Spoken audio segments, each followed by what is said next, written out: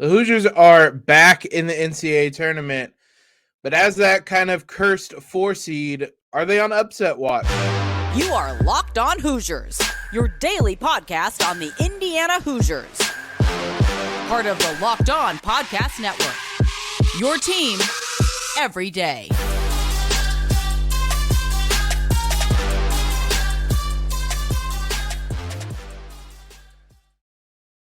What is up, everybody? Welcome into this Tuesday edition of Locked On Hoosiers, your one and only daily one-stop shop for everything IU athletics. Want to thank you guys for making us your first listen every single day. It's always hard to be the team that is kind of on upset watch because there's just not really a lot you can do to not sound like a homer. You can sit here and say, no, we shouldn't be on upset watch. We're better than that. But that's kind of the whole premise of upsets, that you think you're the better team, and then suddenly, boom, you lose, and you're left picking up the pieces while everybody else is laughing at you and remembering it, and you're in one shining moment for all the wrong reasons. That being said, I think there's an argument you can make why the Hoosiers should and should not be on upset watch. It's one of those things that you can kind of pick without real consequence. I can sit here and say, man, I really like Kent State to upset Indiana. And then if Indiana goes on and wins, then it's like, well, they're the favorite. They should have won. So you're going to see it a lot in the coming days. Don't get too upset by it. It's the trendy 13 over a 4 seed type of upset. They happen. I mean, I'm not going to sit here and say that it's not valid to kind of predict those, and there's going to be whole articles or segments of television shows dedicated to which 4 seed or which 5 seed is going to lose in the first round. It's probably going to happen. I don't think all 8 of those teams are going to move to the second round. The trick is not being the one or couple of teams that is upset. But the honest truth is, with this Indiana team, they kind of put themselves in this position to be considered an upset candidate. I've sat here how many times after games, typically after losses, and said IU's inconsistency is going to come back to bite them at some point this season. This is that point. Like, this is when that happens. If IU comes out flat like they did against Iowa, if IU has a long offensive struggle like they've had, pick a game, especially recently. The recent games have kind of followed a formula where it's start off fast, go into this big offensive lull, fight back. Whether against Maryland, they took the lead. Against Penn State, they tied the game. And from that point, the ending kind of differs. Even against Michigan, it followed this same pattern. They won against Michigan. They won against Maryland. They didn't win against Penn State. But it's that same type of pattern, and that's not a consistent pattern even throughout a game, let alone if you go bigger picture and look throughout a season and the highs and the lows Indiana has had. They shouldn't have 2 losses to Iowa, especially the way they lost the second game. They shouldn't have 2 losses to Northwestern. Within each of those games, you saw the lows and the highs of Indiana, and each time the hole they dug was too big for them to come crawling out of. So it's their own fault if they're gonna be the focus of these segments, these articles of being on upset watch. That's why they're a 4 seed and not a 2 seed or a 3 seed, because they've had these inconsistent patches throughout the season. Really, they're kind of a high variance team. When you look at them, the floor is low. The floor is losing in the first round to Kent State and really embarrassing yourselves and taking this special kind of fun season, this special player in Trace Jackson Davis, and to be frank, wasting what's probably going to be Jalen Hood-Schifino's 1 season in Bloomington. You go out in the first round, that's completely wasted. You remember hardly anything about this season. You remember that you beat Purdue twice during the regular season, and that's pretty much your highlight.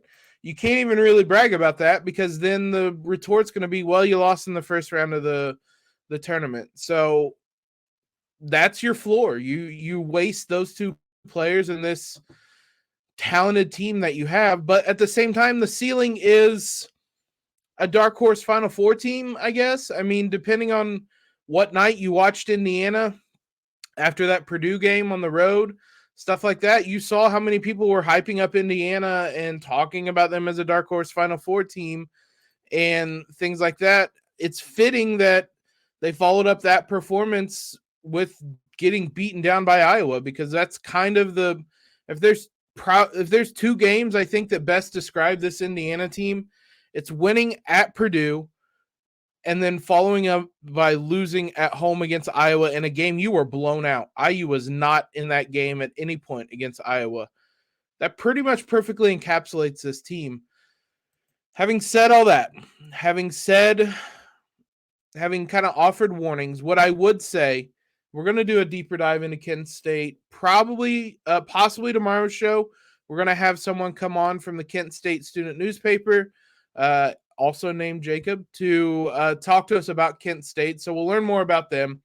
But looking at it broadly, Kent State isn't really the profile of a team that has given Indiana problems. I think one of the biggest things that tends to give Indiana problems is three-point shooting. If you look at Penn State, if you look at that Iowa game, Iowa hit 13 threes on 23 attempts in that game. Both Penn State games. The Northwestern game wasn't as much three-point shooting. They kind of spaced the floor, though they did knock down, especially in the first half of that second game. They ended up going 8 of 33, but they were hitting a bunch early on. They went 7 of 19 in the first game. But I think three-point shooting is one of the biggest things that hurts Indiana when you can spread the floor out and knock down threes. IU hasn't matched up well with that this year. You look at this Kent State team, they're 141st in three-pointers attempted per field goal attempted. So pretty much bang average in terms of how often they shoot threes. You can compare that to Penn State, and they are 10th. So a vastly different team than a Penn State. Northwestern is 78th. A vastly different team than Northwestern. Even Iowa, they're 182nd, but they're a better three-point shooting team than Kent State is. So largely speaking, there's a pattern that kind of emerges when looking at some of these IU losses. It's not always there. I mean, I just mentioned that Michigan State didn't beat IU by just necessarily bombing away from three, though they did hit some really tough ones throughout the game. They ended up hitting 10. But the larger point is, if you look at this Kent State team, they're not a good three-point shooting team. They shoot 33.2% or 217th in the country. So they don't really take threes and they don't really make threes. And if you're going to try to play the same type of game against Indiana, I kind of favor Indiana. This isn't a team that's great offensively. Even having played in the MAC, they're 110th in offense, adjusted efficiency. They don't turn the ball over, and that's kind of the big part that factors into that. But they're also kind of above average at inside the arc and below average on threes. The very interesting note is they play at almost the exact tempo that Indiana has played at. IU is 142nd. Kent State is 144th. If you're going to play the same way Indiana plays, if you're not going to be able to knock down three-pointers and space the floor, I'm struggling. I know I'm wearing cream and crimson tinted glasses. I'm struggling to find the way Indiana loses that game, because then you're allowing Trace Jackson-Davis to get in the post and play at that speed. You're allowing Jalen Hood-Schifino to run ball screens. And when nothing else has worked this season, those two have, with very few exceptions. It's not to say that this is guaranteed to win, but that would be the case I would make to push back against those upset bids. They're still going to be out there, and they are out there. And we're going to take a look at some of the predictions for IU across some notable places here in one moment. Before we do that, It's March, guys. There's not a better time to be betting than during the NCAA tournament. And there's not a better place to use than FanDuel, America's #1 sports book, because new customers get no sweat first bet up to $1,000. It's bonus bets back if your first bet does not win. Just download the FanDuel Sportsbook app. It's safe and secure, super easy to use. Then you can bet on everything from the money line to point scores and threes drained. The Hoosiers, I believe, were coming in at about a 4-point favorite. That's what they are on KenPom. We'll look more at KenPom in a minute, but the Hoosiers are right around 4 or 5 points. I like that. There's a good chance I take that line. I just laid out the case for why I think the Hoosiers are going to win this game. We'll get a better sense of it later as the week goes on, but I like that for Indiana. Plus, though, with FanDuel, they let you combine your bets for a chance at a bigger payout with same-game parlays. If you think Trace is going to have a big night, if you think the Hoosiers are going to win, combine all that together, make yourself a lot of money. Don't miss your chance to get your no-sweat first bet up to $1,000 in bonus bets when you go to FanDuel.com/lockedon. That's FanDuel.com/lockedon to learn more. Make every moment more with FanDuel, an official sports betting partner of the NBA. Big shout out to you guys for making us your first listen every single day. Grab your bracket and go listen to the Locked On College Basketball Breakdown. That show was live today. I tuned in, paid attention to that one. They had Isaac Shade, Andy Patton with Locked On College Basketball, Locked On Big 10, Locked On Big 12, Locked On Pac-12. They had everyone there representing to give you everything you need to know about college basketball. It's a must before you go and fill out your bracket. So find the episode on Locked On College Basketball wherever you get your podcasts, YouTube, Spotify, Apple, whatever it is. Give that a listen today. Let's take a look at some predictions. I'm going to put one of these up on the board right now. 538 has a fascinating kind of interactive graphic that we're going to throw up there. It not only lets you know who they predict to win each individual game, it lets you know percentage chance of getting to whatever round. Sweet 16, Elite 8, Final 4, second round. You can see when you're not hovering over anything, it tells you the 1 seeds, but it also shows you who's the favorites overall. Like, for example, they have Gonzaga as the favorite out of the West, while it's 1 seeds everywhere else. We're obviously interested in Indiana, so let's zoom in up here and take a look at the Hoosiers, who they put at a 74% chance of winning against Kent State. That's one of the higher probabilities. Again, this is kind of the nature of upsets, though. Nobody really goes into an upset and says, and like Kent State isn't favored or it wouldn't be an upset. So like this is the nature of them, but this is a very strong lean towards Indiana in this one. 74% chance of getting to the round of 32. Maybe more interestingly is nearly a 50-50 shot at getting to the Sweet 16. The next favorite is Miami at 26%. I use it 47% to get to the Sweet 16. Drake's at 15%, Kent State at 11%. So the Hoosiers are not only favorites, to make the Sweet 16, the Hoosiers are not only the favorites against Kent State, they're heavy favorites to make the Sweet 16. Now, it does kind of dwindle out there. It's a 15% chance of getting to the Elite 8 because Houston has a 59% chance of getting to the Elite 8. The Hoosiers are the second most likely team to get there, which you would expect because they're the 4 seed. And then Miami at 6%. So it is Auburn at 9% is actually the next most favorite. So Indiana, I think if they get to the Sweet 16, they're playing with house money in this, and you get a shot at the number 1 team. At that point, you're gonna swing for the fences without, I think, any kind of regrets, any kind of pressure. There is a 7% chance of them getting to the Final 4. I didn't even really look at how that fits with everyone else. Iowa State's at 6%, Xavier at 5%, Texas at 22%. So the Hoosiers actually are the third most likely team to get out of this bracket, with Houston being first, Texas being second, Indiana being third. Hey, I like it. I'll ride with that. That being said, Houston has a 41% chance of making the Final Four. So they're going to be the odds-on favorite. They should be. Fair enough to them. But Indiana's got a shot, a pretty decent shot at that. You can take a look at some other places. We mentioned KenPom.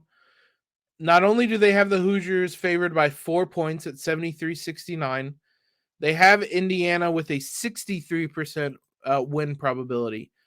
Granted, that's about as low as anyone else has gone.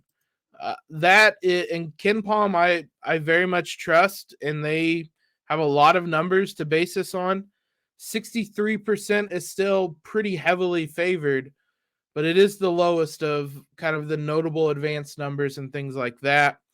The Athletic has, and I'm not even going to pretend I know a lot about this, they have Slingshot, which is a kind of mathematical algorithm that they developed with math professors at Furman to predict upsets. And it seems generally where they find their most success is 4 and 5 seeds. The Hoosiers are of the 10 most likely first round upsets, they are fourth. There's a 30.9% chance of an upset. Virginia is first at 39, Iowa State at 37.8, then a pretty notable jump down to Miami and IU at 31 and 30.9 respectively. So again, IU's up there, but that's not a great upset percentage chance. It's just one of those things that's hard to parse this stuff because, again, by its nature, an upset is not going to be something that is expected. If you want your wildest prediction of the day, and I had to double check this, I thought it was a typo when I saw it. I saw somebody say Andy Katz had IU getting to the Final Four with a win over Penn State. And I thought, oh, he accidentally aggregated that wrong. He meant from the Big Ten tournament. I kind of clicked it just to see what they had accidentally aggregated. No, that is bizarrely exactly what Andy Katz said. The Midwest region is going to have a healthy dose of the Big Ten. It's wild. He has Iowa beating Houston. He has Penn State beating Texas A&M. He has Penn State beating Texas. He has Penn State beating Iowa State. He has IU beating presumably Iowa and Penn State. Sure, why not? Let's get wild, I guess. I'm not going to pretend to think that doesn't have a lot of bias tied into it. Andy Katz has done a lot of Big Ten games. He's been around the Big Ten a lot. I'm not going to pretend that doesn't have a lot of logical leaps, because if there are two teams that Indiana has struggled with this year, it is Iowa and Penn State. So to pick them is already wild enough. To pick them and pick them to beat two teams that they're 0-4 against this season, sure, whatever. Penn State has a 40% chance of beating Texas A&M, but a 12% chance at the Sweet 16. Whatever, sure. We'll go with Andy Katz. Why not? I don't know if he had the same type of love for the Big Ten elsewhere. He has Illinois over Arkansas. He has Purdue over Marquette in the East region. Yeah, this man is Big Ten pilled. He has Purdue over Arizona. He has UCLA over Indiana. Imagine being that close once again to an IU Purdue game. He has Purdue winning the national title over UCLA. If IU and Purdue are in the Final Four and IU doesn't make the Final Four or the title game and Purdue does, woof. That's not a scenario I even really want to live out, though it is wildly unlikely. So there's your wild prediction of the day. We talked all about the men's team. Let's do some of the same discussion for the women's team. There is no upset worries there. We're going to flip the script. It is Final Four watch for the women's team. We'll do all that here in just a minute. As much as I can sit here and talk about avoiding upsets with the men's team, you have to totally switch your mindset when talking about the women's team. I'm not saying that there's no shot in an upset. I'm saying IU is about as heavily favorited as possible to make the Final Four. We're going to go to the same place we were just at with 538. Again, if you guys are on YouTube, you will see this. If you're not on YouTube, you should be. I've been trying to do more video stuff like this to incentivize you to come to YouTube, but you can look here. I don't even have to move anything. The default shows you top right is Indiana all the way to the national title game against South Carolina. Sure, a wild mindset to have, because that's just not who IU women's basketball has been. When they went to the Elite Eight a couple of years ago, it felt, I don't even know what the word is. Like, you just never really envisioned IU women's basketball doing that. It's a credit to Terry Morin. We kind of discussed earlier this year that what would success look like for the women's team. At the time, I kind of flirted with the idea of, like, if this team doesn't get to a Final Four, it's going to feel like a missed opportunity at the very least. Having seen the bracket, having read some of the analysis, IU are a pretty clear winner when it comes to this bracket and how things played out for them. At this point, having this context now, if IU doesn't make the Final Four, I don't want to say it's a failure of a season, but it's not far removed from that.